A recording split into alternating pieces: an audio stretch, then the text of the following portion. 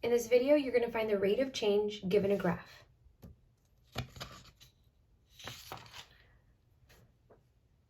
The graph below models the height in feet that a bee is flying above the ground with respect to the time it traveled in t seconds.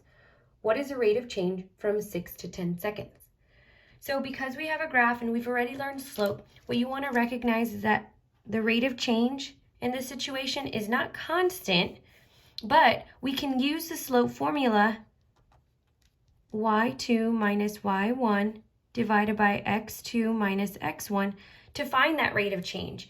And the reason we say rate of change is because it's in context of a word problem. So our slope isn't constant throughout this graph.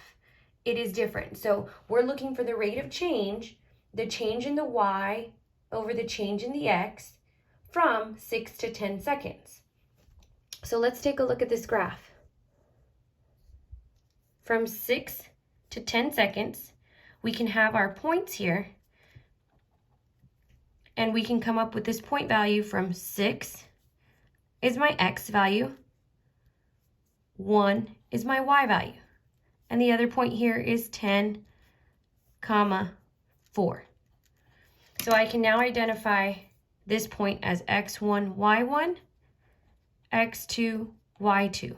So I'm basically finding the slope of this part here on my graph. So let's go ahead and apply the slope formula. M equals our division sign, y2 minus y1.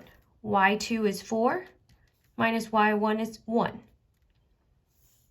x2 minus x1. 4 minus 1 is 3. 10 minus 6 is 4. So that does not simplify.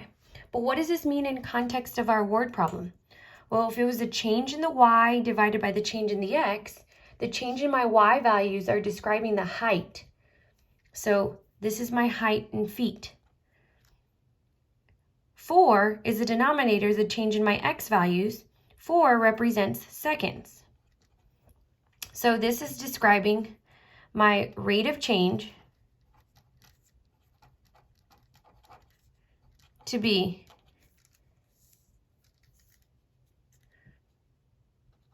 3 feet per 4 seconds. So 3/4 of a foot per second.